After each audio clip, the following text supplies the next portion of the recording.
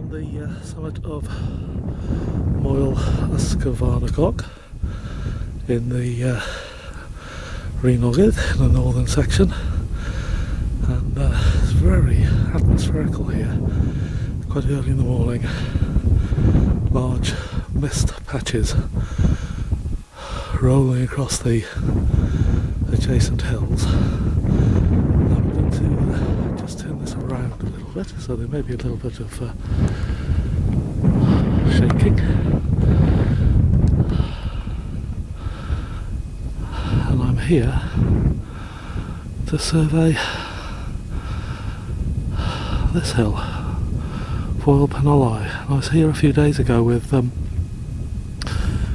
I'm going to head down the path now, just nice and slowly. Yeah, I was here a few days ago with Alid, and we surveyed the northern Rhinogydd and ended up on top of Foel Penolau as the last light of day ebbed away, and very, very beautiful on that day.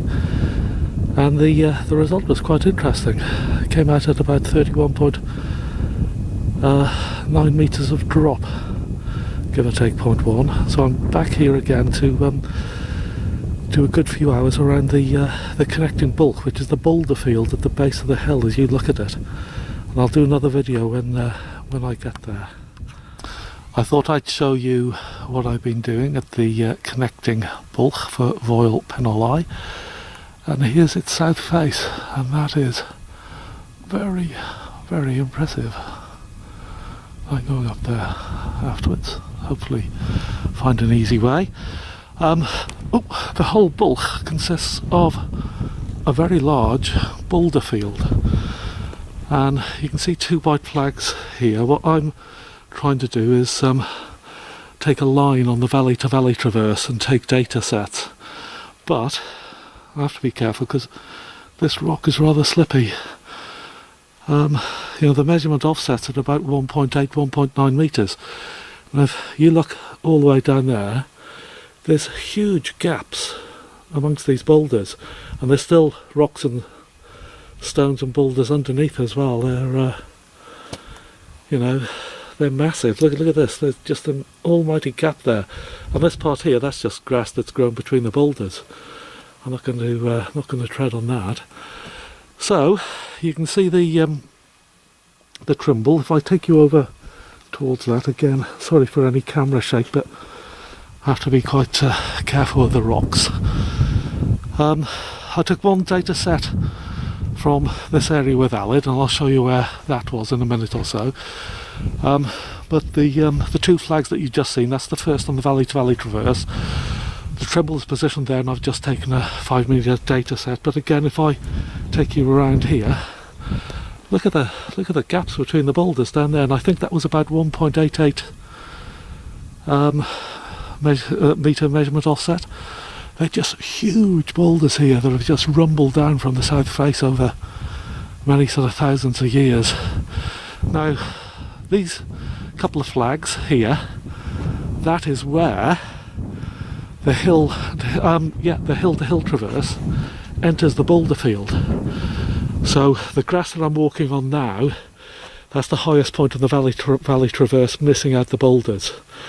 And where that enters the boulder field, you can see two white flags on the rock here, just there, and that is where Alid and I took the data set from the bulk last time we were here a few days ago. But that's the land looking out to the west, and you can see the Trimble, you can see the two flags beyond just to the right. So all that land comes up to, I believe, where these two flags are. And what I now have to do is take a number of measurement offsets in the continuation of the boulder field, heading out. And I'll just take you down there for now. Heading out towards a single white flag that you may be able to see just in the grass, but I'll take you down towards it. And I've been up Foel Penolau earlier on this morning. The mist has just actually cleared the last 5 minutes. I've been in mist for the last 45 minutes to an hour. When I was approaching the col, that single white flag designates where the ground definitely goes downhill, and that's being very conservative actually, because if I take you back around here, you know, to my eye, this boulder field goes up towards where those two flags are flapping just in the grass on the left hand side, and where Alan and I took the data set from. But I hope to gather probably about another 3, maybe 4, but probably 3 data sets from this part of the boulder field. But let's just go into it, because I haven't really examined this too much. But again, I have to be very careful because of the rock. But you know, even coming into the boulder field here, look at the gaps. You know, look down there, it's a bottomless pit. And there's rock here, but there's a hole there, and that goes down probably about, I don't know, about sort of 0.6 of a metre, and there's a massive hole here. So, you know, all of this is just boulders that have piled up on top of what is natural land, and this is the ideal example of whether you should take the placement for the critical col from an ant's viewpoint or from a human's viewpoint. Now, the first person that I heard it describing, the first person I heard describe it as that was John Kirk many years ago, and this was the example that he gave. So here we go, here back at the 2 flags that designate the hill-to-hill traverse entering the boulder field, and the first data set I took this morning was rucksack perched on top of that rock just there, and that will give me an idea of the height on the hill-to-hill traverse compared to where Alid and I were a few days ago. So I'll take you back towards the Trimble. As I said, it's been very, very misty up here for about an hour. So there it is. It's thankfully it's got a rubber bottom, so friction is pretty good on rock, because as you can see, that is quite a slender rock here for it to be perched on top of. Well, I'll leave you with that view, and I'll continue taking a few more data sets. Well, they did say it was going to be sunny today, but there's not much sign of that just yet. The mist is sort of coming and going a little bit. It's a bit clearer now. I finished surveying the col. Here's the flag that I showed you before on the eastern side of the valley traverse, which when I looked down onto the col was the farthest point really that where I thought I should survey to. And you can see a small group of flags there. That was the last Trimble data set that I've just taken. I'll take you over to 1 or 2, but again, I have to be very careful. The rock is slippy, and there's big gaps and holes all over the place. So this was the penultimate col survey. Again, you'll see a couple of flags. Let's just take you over here. Actually, I'll show you the ground that I'm walking on. I got my wellies on now, which are great for winter walking, but even sort of I just hope I don't slip even coming across to this territory. You know, there's just gaps amongst all the boulders.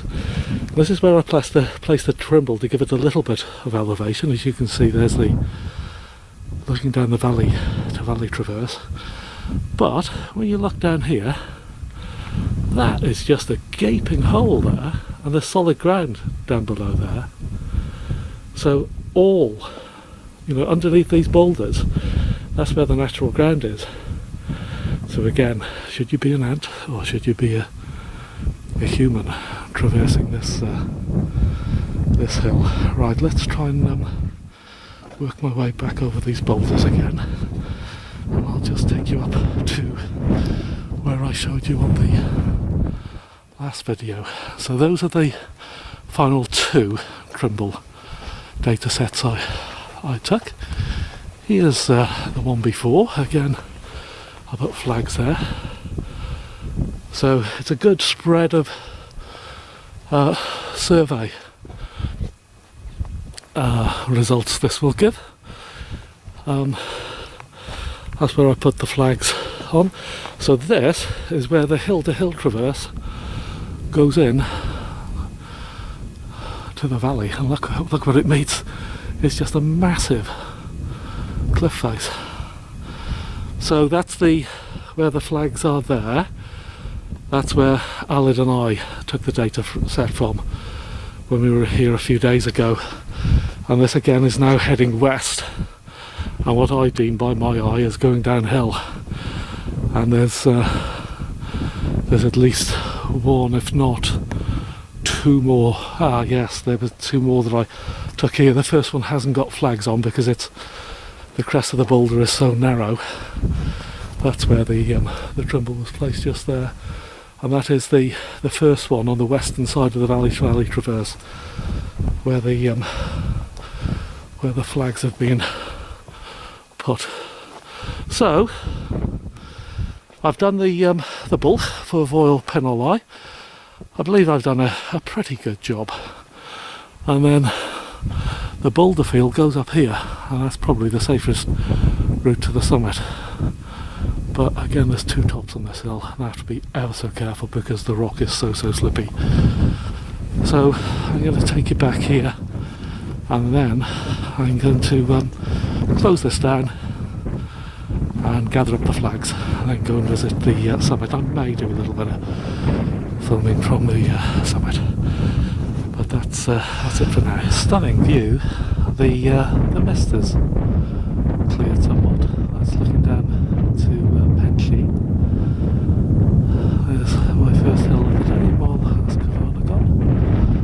And there's the other summit of Foel Penolau, which I've just been up now, looking off in the distance towards the higher Rhinogydd, and there's Cadair Idris over in the distance. And over the last half an hour, it's all brightened up, and the sun is coming over, which is welcome. High Arran in the background, Rhinogydd still in cloud, and then to the north you've got Simm and Twmpau.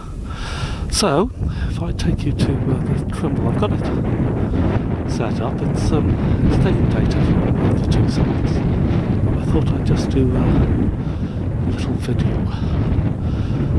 on the summit of Foel Penolau, and who knows, this may be Wales's newest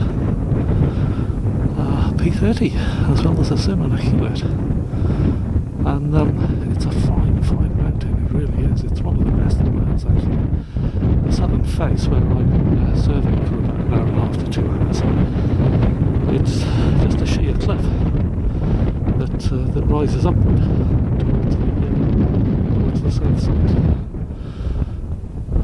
So there's the Trimble. The camera's a little bit wobbly because I have to watch where I'm walking here. There's still gaps in the rock here, 1 or 2 a little bit slippy. So that's the Trimble Geo XH6000 and all its finery on its tripod, and I'll leave you with that view of the summit of Foel Penolau.